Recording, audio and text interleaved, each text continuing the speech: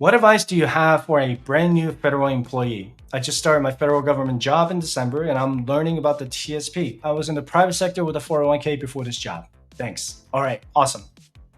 Cool. The I want you to get to know your benefits. Go to opm.gov and they have a list of all the benefits that you have. Okay, the retirement, all that stuff.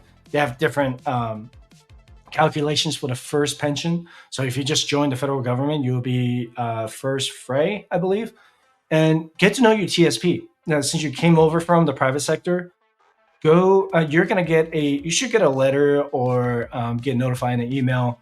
You're going to get the TSP code or PIN number. That's how you log into the TSP for the first time. Okay. When you log into the TSP for the first time, they should automatically put your money into the life cycle fund based on your age. So if you're going to turn age 60 in the year 2055, then your TSP money is going to be in the life cycle fund 2055. Okay.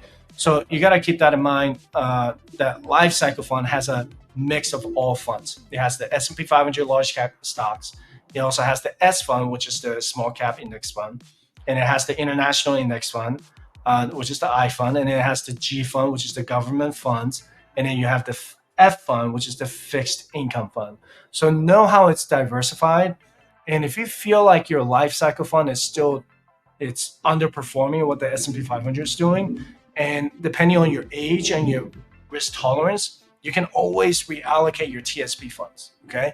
And I have a ton of videos on my YouTube channel that talk about the TSP contributions, the reallocation strategy and all that. You can check them out on my channel. The other thing you want to do, I don't know your financial situation, if you're single, or if you're married, or if you're newlywed, or if you're getting married, just make sure you budget with the new income that's coming in from the federal government.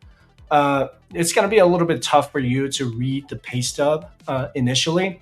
I don't know if you're going to get one from MyPay or something like that. Just make sure that you know where to put how much your TSP is coming out, because you always want to put at least 5% TSP contribution in order to get that 5% employer match. Okay. So after you do that 5% TSP contribution, budget with the new income, make sure that your expenses are going out correctly. You have if you got debt going on, just maintain that 5% TSP contribution rate, pay down your debt, pay off your debt.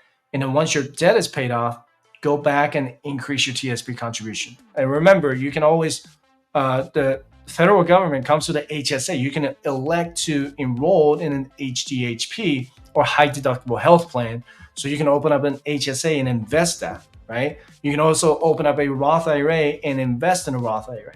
But make sure to prioritize your investments to make sure that you have your TSP employer match up to the employer match. Max out your HSA if you have the HDHP, and then max out your Roth IRA, and then go back to max out the TSP, right? I did that for many years, and it's been very, very successful in the past. Now I have solo 401k with my business, but the TSP is by far the cheapest 401k plan out there, and it is the federal government version of the 401k. So the index funds are really cheap. A lot of things in there. The management expenses are really cheap too. And some of the 401k plans, they may charge you as high as 1%. You're not going to get that with the TSP. So yeah, really good question. You're welcome.